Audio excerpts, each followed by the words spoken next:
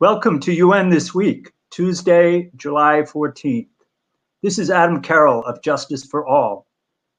Today is Bastille Day, at least in France, which at least in theory is a human rights holiday, marking the anniversary of the storming of the Grand Prison Fortress, infamous for holding political prisoners during the hopeful first moments of the French Revolution.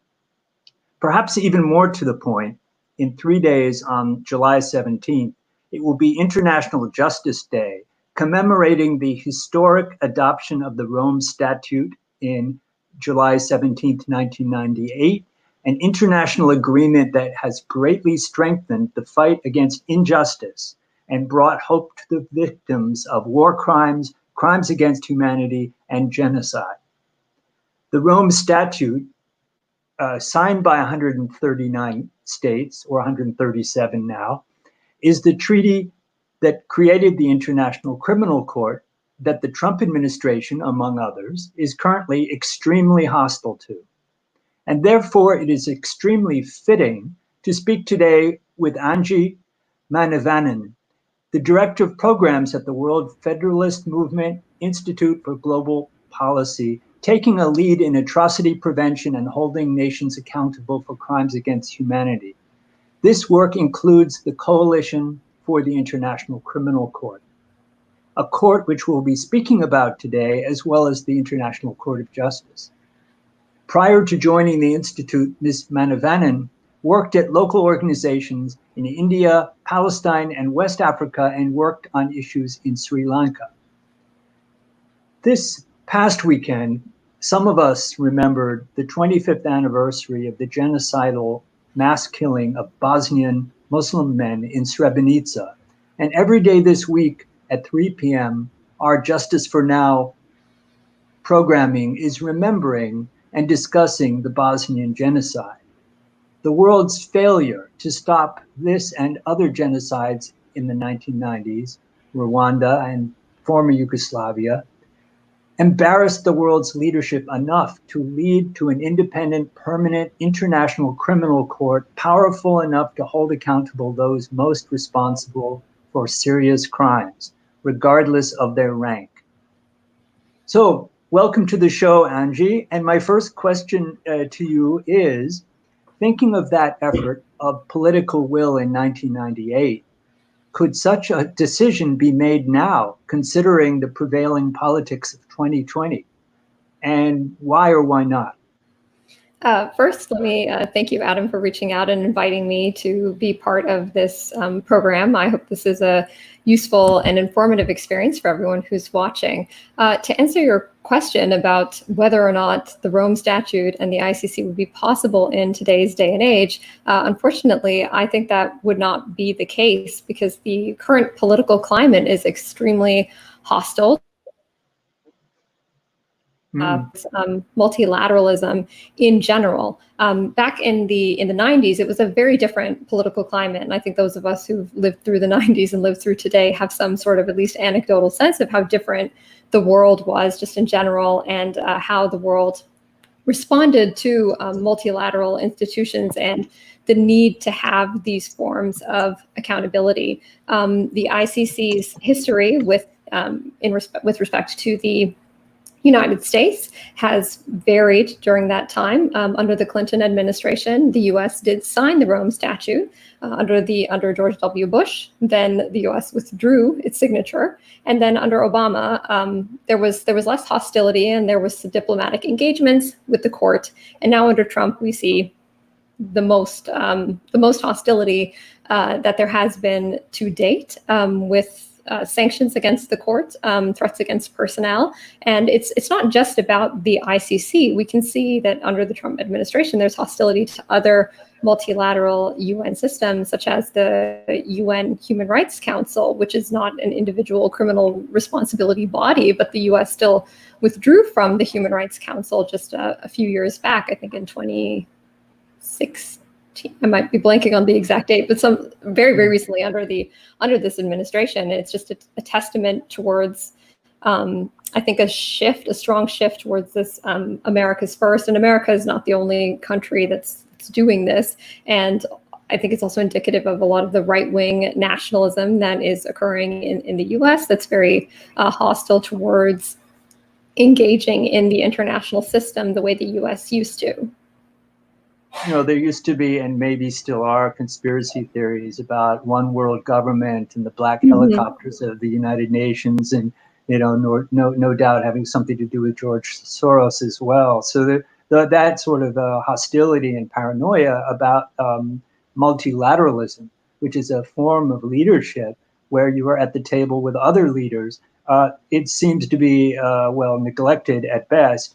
And the hostility, well, President Trump referred to himself this past week when he finally wore a mask. He said he felt like the Lone Ranger.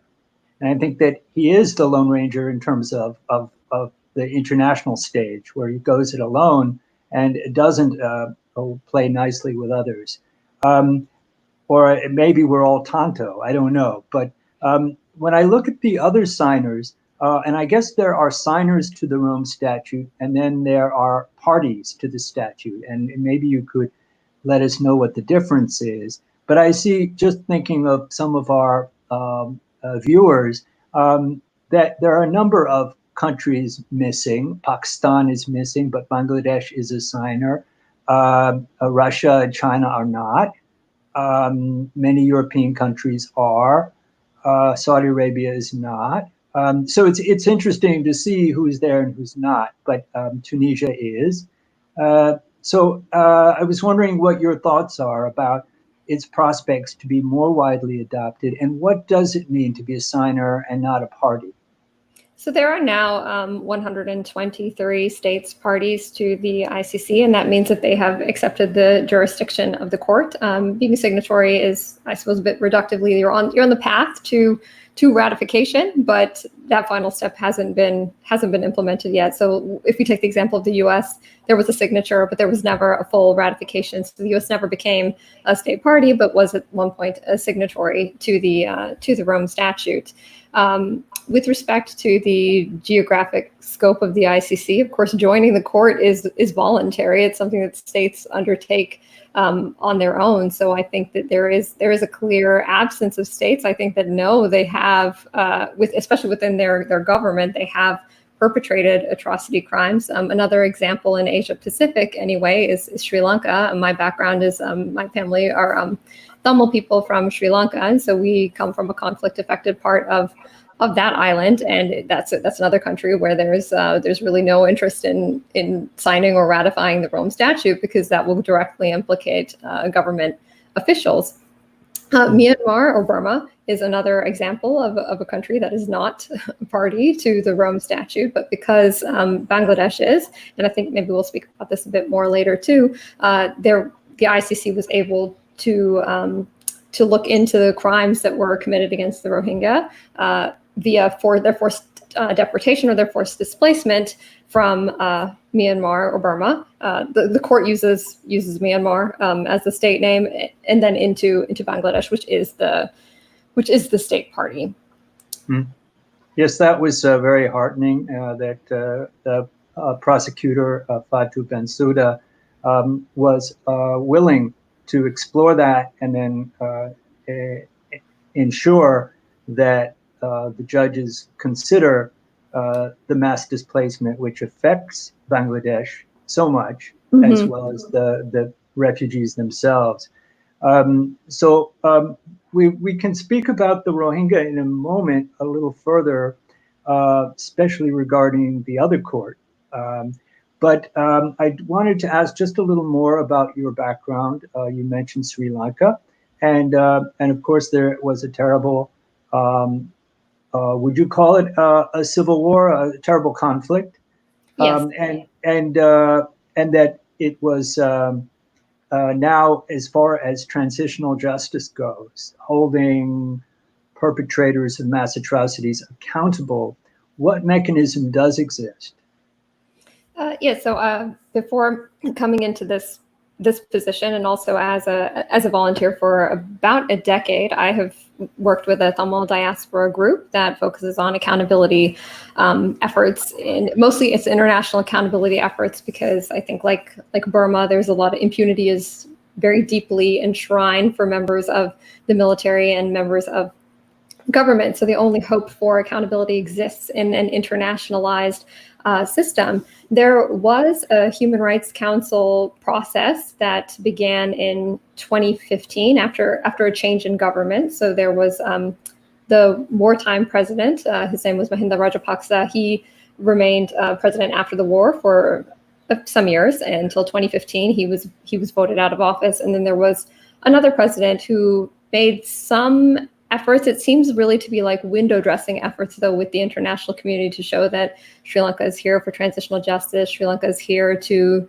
try and get justice for Tamil people. But in reality, they never followed through on any of their promises, including low-hanging fruit, one of which was releasing the names of there's some hundreds of thousands of disappeared persons in Sri Lanka, mostly Tamils. And so there have been women who have been protesting actually out on the street in Sri Lanka. So you can imagine the weather being very, very hostile there for some years, I think since 2017 or 2018. And even though they've had meetings with that government, nothing ever really came to pass. And then in the most recent presidential election, the Mahinda Rajapaksa's brother, who was the defense secretary at the time of the war, he is now the current president. So all of those even window dressing steps have been rolled back on. So we've sort of gone back a bit. And I'll also say that since I mentioned the part about the U.S. withdrawing from the Human Rights Council, it was quite a setback for us too, because we had strong engagements with the U.S. Both in D.C. and in Geneva. And so then when they stopped playing a role, we had other connections to other states who were involved in this process, but the U.S. had been a champion in that respect, and I'm sure on other issues. And then having them pull out, of course, was quite upsetting as a community. Mm-hmm. It's unfortunate that that only about a year ago at Easter time, there were these terrible terrorist attacks on churches in Sri Lanka. Earlier, the Tamil and what was the other community? Sorry, I'm thinking of it in religious terms of Buddhist versus Hindu. The main ethnic communities are there are Tamil people. Religiously, Tamil people are typically Hindu, but there's also in Sri Lanka, of the Christian population, I think it's about 50-50, like 50% of Christians might be Sinhalese, I think is the one you were trying to remember, or Tamil. But Tamils are often Hindu or Muslims. Muslim Tamils tend to identify as Muslim. They identify with their religion more than with their language. Sinhalese people are the ones mostly Buddhists, and Sri Lanka is a Buddhist very Buddhist nationalist country, which and the issues that led to the armed conflict there were ones related to just decades of post-independence structural discrimination against non-Sinhalese people. Well, without some sort of accountability and justice, it's much easier to perpetuate this cycle of violence and retribution. Mm-hmm. And we see that in other countries. So we really do count on some of these international justice mechanisms, though they run very slowly. And that's been one complaint about them. I wanted to ask about some of the different cases, and I wanted to maybe take a look at your website for a second. By the way, how did your organization come to be? It seems to be a combination of different organizations working together. Yes, WFM-IGP, who's my organization also hosts the secretariat of some different movements, some different coalitions, including the Coalition for the ICC. And here is the ICC's website. Also the International Coalition for the Responsibility to Protect. And then there is sort of the bread and butter of why we were founded, which is the World Federalist Movement. And that movement was established shortly after World War II. And that is world federalism in the very multilateral sense. For those of you who are familiar with the US context, federalism has a very like a right-wing conservative connotation to it. But when we say federalism in the international context, and I think this is how Europeans understand it as well, it's referring to being part of a bigger international system. And so that's the other movement. So we are the secretariat for these three different movements. And the CICC, since we'll be talking quite a bit about the ICC, the Coalition for the ICC, or the CICC, led civil society efforts in campaigning for the establishment for the Rome Statute and the establishment of the International Criminal Court. And so that's actually very exciting to be part of a movement that was involved in such an important process. Of course, I wasn't involved in 1998, but hearing those stories and being part of that is quite exciting. And it's our 25th anniversary this year as well of the CICC. And so the CICC is helping the ICC and trying to strengthen it and provide community and leadership support. Now, we have here in front of us situations under investigation. So if you could maybe explain what that is, and we'll very, very slowly scroll down. But just maybe in general, if you could speak about what the process is and what, some of the main countries under investigation. So the situations under investigation, this is where you'll actually see cases and indictments and hopefully convictions. Some of the countries that are under investigation or have been under investigation are, yes, there's DRC, there's Uganda, you're scrolling past them before you even get to them. Darfur was one that was referred by the Security Council. There's, I think, the Central African Republic. I believe there's two there. Kenya, the Bangladesh/Myanmar is another one. Libya is another one that was referred by the Security Council. So you'll notice that a number of these are countries that are in Africa, which has been a critique of the court. But it's important to note that that if you look at a map of, and I should have sent a link to this, but on the ICC's website, you can find a map of all the different parties that have ratified the Rome Statute, so the different states parties to the ICC, and you'll see that there is a number of African countries have ratified the Rome Statute, and so that means that the court is able to exercise jurisdiction, but that's only if the domestic system is unable or unwilling to investigate and prosecute. The ICC is a court of last resort. It does not just jump into every single atrocity crimes issue that exists. It's only if the domestic system is unable or unwilling to investigate and prosecute. I understand there's a principle of complementarity. That's it. Which I guess is that the international justice system is not meant to replace justice at home, but to complement what it can't do. And exactly. I guess it can't really hold leaders accountable for genocide and war crimes in most cases, whether it's for political reasons or perhaps legal. I'm not sure. So when states parties should be domesticating the Rome Statute. So taking the crimes that exist in the Rome Statute, so war crimes, crimes against humanity, genocide, and also the crime of aggression, and then putting it into their domestic legal infrastructure. But one of the other challenges that exists, I think, even for a country that wants to investigate and prosecute, is that after going through mass atrocities and possibly for many years, it's very damaging to the judicial system and the infrastructure, and it's possible that there is brain drain. An example of a non-ICC situation is that I believe I can't remember the exact number, but it was by the time the genocide in Rwanda ended, they had, I think, single digits of lawyers and judges who were left in the country because the others had been killed or they had fled. It's a very, very small number.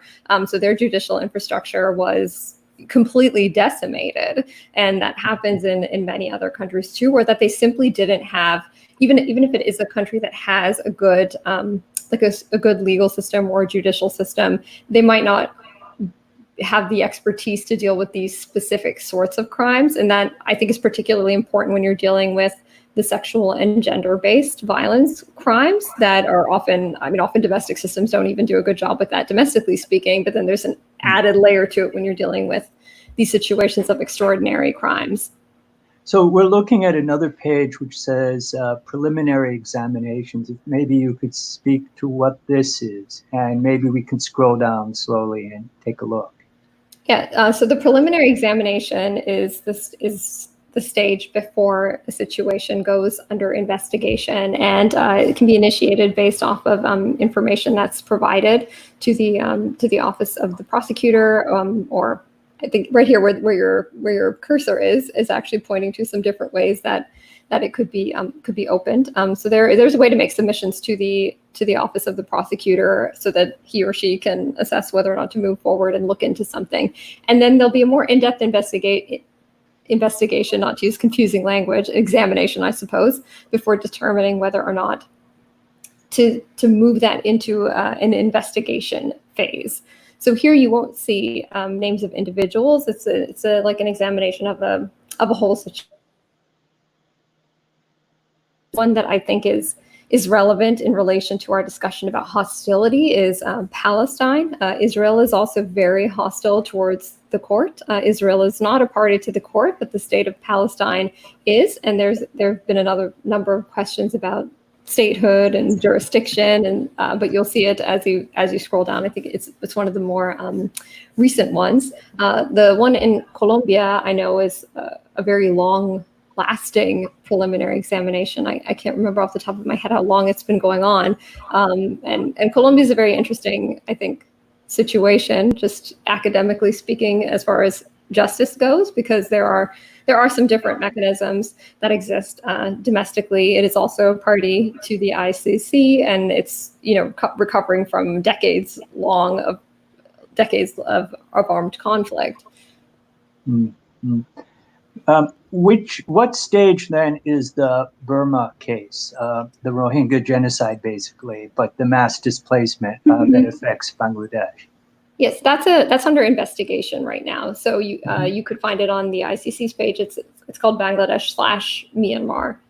Mm-hmm. And I understand that the court itself does interact with the impacted communities. There's a victims fund, something like that. And there can be my own organization worked with a lawyer to build up testimony into a victim statement. That in a way it's like friends of court kind of thing. So what other actions take place around the court that involve the impacted communities? Let me see. So with the trust fund for victims, I believe it's also where money that's where reparations come out of when the convicted person is indigent, as many times I think they end up being. They just don't have the resources, the defendant. The court also, I can at least speak to their engagements through civil society that's often represented by, that often includes victims groups such as the CICC. We actually have more regular engagements with the court thanks to, I don't want to say thanks to, but in some ways I think that this pandemic has opened up the whole virtual world that didn't exist before. Like previously, when you could not have a Zoom or a WebEx meeting with a policymaker or a court official, that's all changed because they've been forced to work virtually. Otherwise, they have to deal with other kinds of procedural issues with their own cases. And so we do have, there are engagements that the CICC facilitates with the court for victims to represent their views. I have not been part of all of those, and I've been working with the CICC aspect in my role only for the past few months or so. But this is one way that takes place, and I think they are they try to be receptive to needs. I think there are also issues, I think, between maybe headquarters and their local level presences that just happens to exist in most international institutions. Does politics, or rather geopolitics, get in the way of state support? I mean, we've kind of alluded to that already, but in your own experience, have you seen any cases slowed down or derailed by that sort of pressure? I know some cases can be affected by threats against, for instance, witnesses or human rights defenders in the country. I believe this happened in the Kenya situation. That's the state itself, being a state party, attacking people who were going to come and provide testimony or evidence against it. So in that way, there is clearly a political slant. And I think that even if it's a case against an individual who is no longer in politics, unless there's a total regime change, I think it's very likely in a number of these countries, and I think just in most countries in general, that people have connections, and they tend to be the ones who are at the highest level anyway. They will have more influence, I think, even in a successive regime, or if it's one that they were friendly with. I think we can see how geopolitics plays in light of these recent sanctions against the court that came out from the U.S. anyway. I think there are some concerns that this could even be like an existential threat to the court. There's a real need to rally behind it, to get states parties to show their support, to show their public support. But I think it's also becomes concerning for NGOs who are working in this space to find out whether or not they are implicated. Like, will they be affected by these sanctions? My organization is, and I think others too, are speaking to the lawyers to make sure that we are in the clear. And we have a Hague headquarters and also a New York headquarters. I'm speaking from our New York office. And then with other states, parties even that have close alliances to the U.S. or a desire to stay in the good books of the U.S., there's a possibility that it could influence some of their support when it comes to cooperation. So I think I'm speaking to issues that concern the court, but are maybe outside the exact procedural aspects of a case. But I think this may be food for thought in some ways that geopolitics does play into the system as a whole. Right. I mean, I guess U.S. Secretary of State Pompeo referred to the court as a kangaroo court, and made insinuations that it was corrupt and so forth, and did mention in his statement at great length, actually, Israel, which it feels like that is part of the calculation. The U.S. government's wish to protect its ally. As much as any armed services personnel that might be implicated in war crimes in Afghanistan. So I guess the threat and the policy now is to put sanctions or visa sanctions on people working for the actual court. And I hope that it won't affect you. And I know that we invited people from the court to participate in an online conference next month. You don't need a visa to do a Zoom conference, but it's unfortunate. It sends the wrong message, and also it sends the wrong message to perpetrators of genocide. That we're not prioritizing human rights protections as a nation. Anyway, as the UN goes, do you feel that the Secretary General is firmly behind the court system? Let me see. I think for me to comment on the UN, I suppose I'll say that this is me speaking maybe in a personal capacity, has to do with having seen that the UN can, even when they make that, you see a strong statement. And if we look at, for example, on how the UN Secretary General's call for a global ceasefire actually trickled down into practice with the Security Council, I suppose I think more about the the lived experience, like the actual implementation of any statements. Off the top of my head, I can't think of anything, egregious that has come out from the Secretary General. So in that way, I would say that yes, I expect like there's a lot of what's the word? It's sort of lip service that anyone can give to the court. But what really comes in is then putting your foot down and trying to actually make sure that there are changes that need to take place with respect to resources, or even with respect to, and I mean, how much the Secretary General can actually influence this too is really, it's not necessarily that role's fault when it comes to the Security Council and getting referrals to the ICC. I mean, that's another way of showing that the court is important, is that even for for non-states parties, where there are many and where there are atrocity crimes, and several of them that have yet to be addressed domestically or in another system, but to have those referrals from the Security Council, and we saw that with Darfur, and we saw that with Libya, and that was several years ago with Libya, and then there hasn't been anything since. I mean, with Syria, it comes up, and then there's a veto. And so the veto is, I think, a whole other discussion that would take another 40 minutes to unpack. I did also want to just quickly comment, though, on when you were talking about, the U.S. has a strong desire, of course, to protect its own soldiers, to protect American soldiers in relation to Afghanistan, to protect its allies in relation to Israel and the preliminary examination in Palestine. And I just wanted to add, for probably most of you do know, that it's a real shame, because the U.S. has a long history of being a champion of international criminal justice that dates back to the Nuremberg trials. And although those were flawed, they were the groundwork for the international criminal justice system that we see today. And so when we look at what happened over half a century ago, it's much more than that now, so in the 40s, and then we look at today, it's just such a stark difference between the role that the US government played back then, and then to see it worsen over time when it should actually improve, having seen the outcomes, the positive outcomes that can come from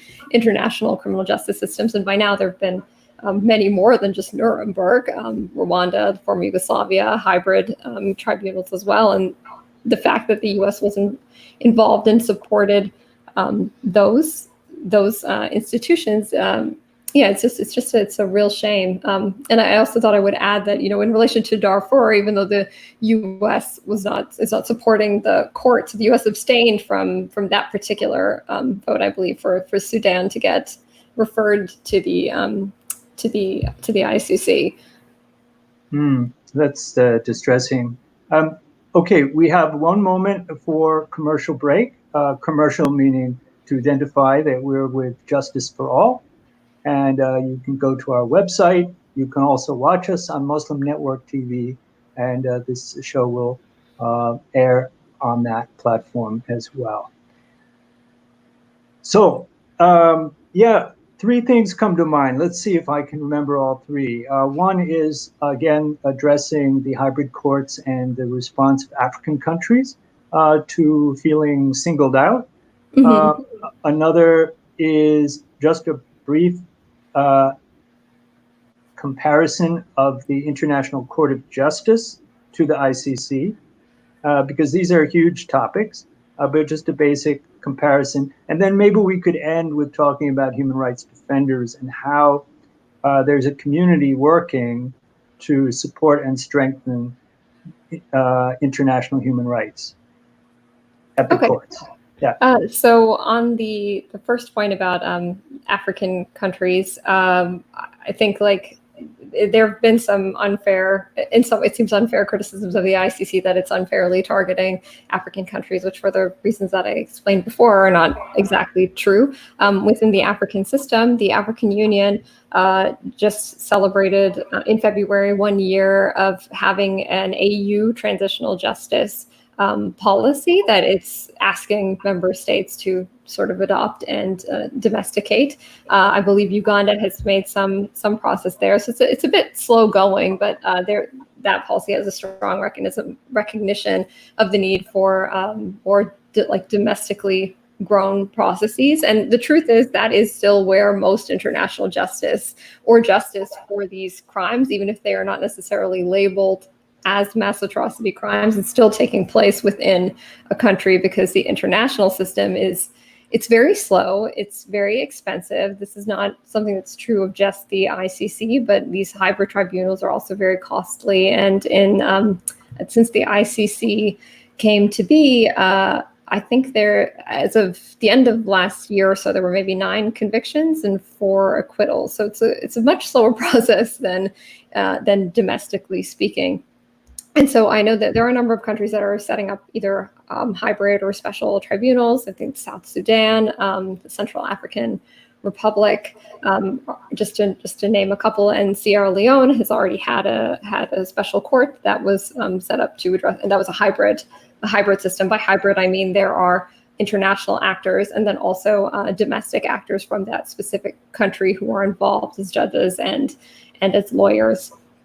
On the second point, which is about Burma and the situation of Rohingya, to compare the ICC and the ICJ. So the ICC is a court that deals with individual criminal responsibility. So that means individuals are held criminally responsible. It's similar to what happens in the domestic systems of most of the world, I think, if not all the world, where you have an investigation, you have a prosecution, and then a person is convicted or acquitted. The International Court of Justice deals with state responsibility. So here there would be a finding against the state, so against the state of Myanmar. And this case came to be because the Gambia initiated a case against Myanmar under the Genocide Convention. So the Genocide Convention, and I believe all the UN human rights treaties have an article in there that mentions the International Court of Justice as a dispute mechanism. There haven't been many cases in this respect. There was a case that Bosnia brought against Serbia under genocide, and there was a case under the Convention Against Torture that had to do with extradition, and then this fed into what ultimately became the extraordinary chambers that dealt with Hissène Habré, the former Chadian dictator. But this is, I think it's a novel mechanism, and I expect, I have not worked too closely on this particular issue with affected communities, but if I'm comparing it to the situation I feel as a Tamil person in the face of impunity, try to explore just all the creative options that you can get. And in some ways, I think it's inspiring that even though Myanmar is so entrenched in impunity, that there are still these steps that are being taken. So that it was still what came out of the ICC, that there is a situation, there is this case at the ICJ, and whatever the outcome is, it shows that there's been action taken. And I think that does matter to affected communities, that there's attention being paid to that. Just to add in there that the provisional measures, the 4 provisional measures that the ICJ issued in January this year do create a process of, at least in theory, building a sense of accountability, and also named the Rohingya as a protected class. And the government of Burma or Myanmar still doesn't name the Rohingya by their name.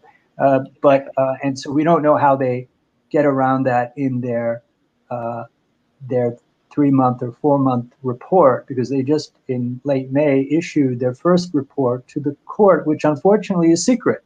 Yes. And so a lot of us are calling for that to be made public, so that there can be accountability at that level of the process.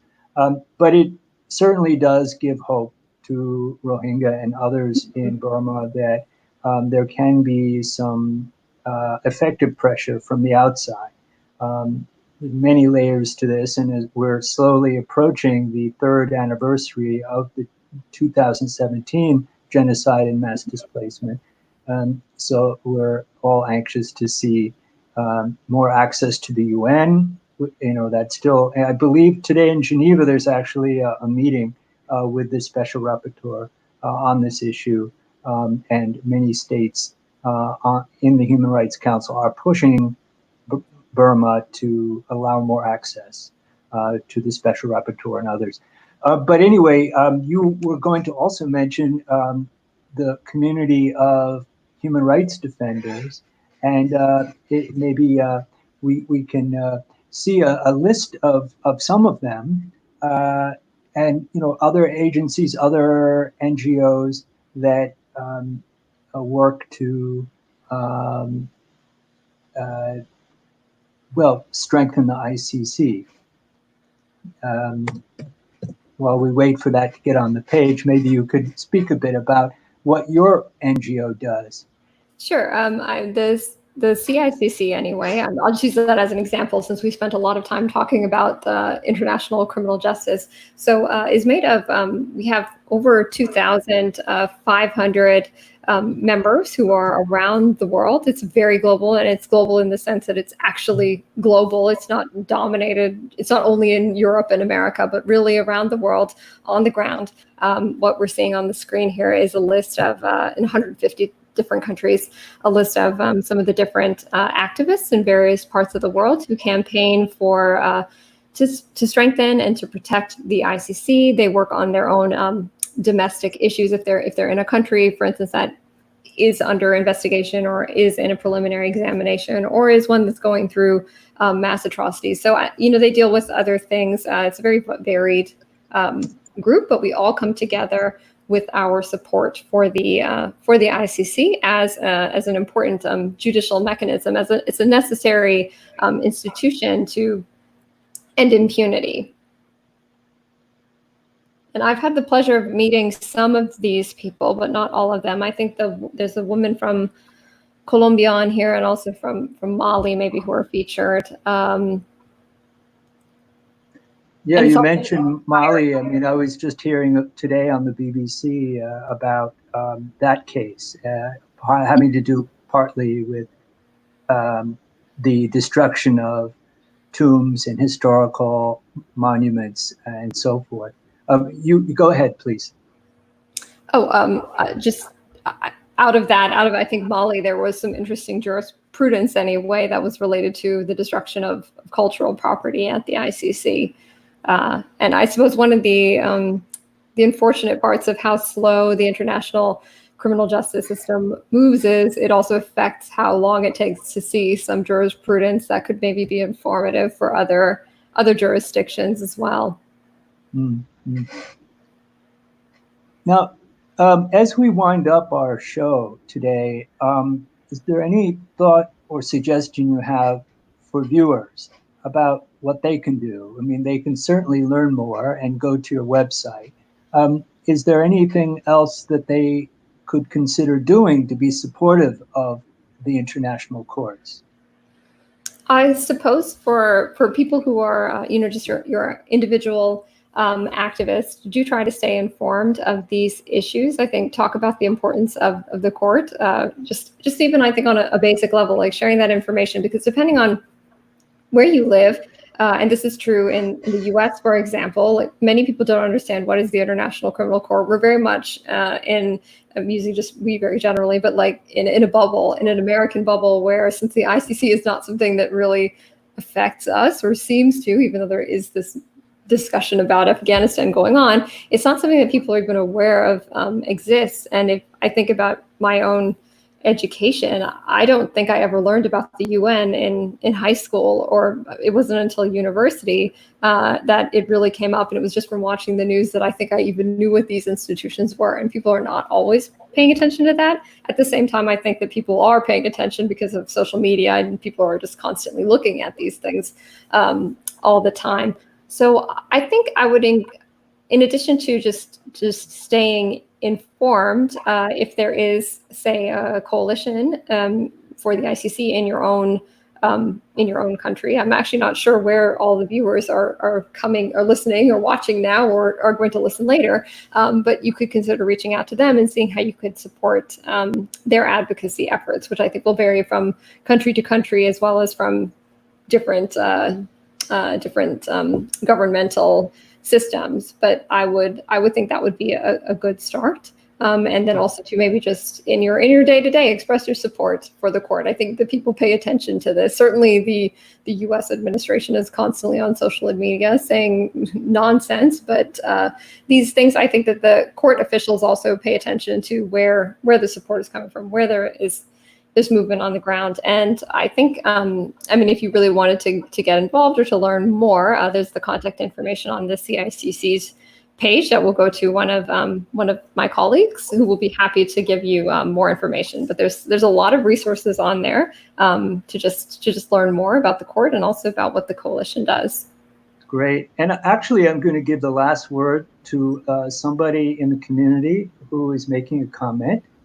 Abdul Khadar writes, "Nonviolence is the greatest force at the disposal of mankind. It is mightier than the mightiest weapon of destruction devised by the ingenuity of man." Mahatma Gandhi.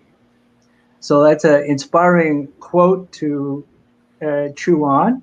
And maybe as we go out, we're all interested here in promoting the UN, what's good about it, what can be reformed, being honest about that. And we'll put up a brief ad for our show this coming Thursday, which will be with the UN Association of the USA. Executive Director Rachel Pittman will speak about how we can save the United Nations at this time of crisis. So thank you very much, Anji, for being on the show. Enjoyed the discussion, and perhaps come on again. Yes, thank you very much for having me, and I would love the opportunity to speak with you. I hope everyone learned a bit about the importance of international justice and the ICC. Thank you. Thank you. Bye-bye.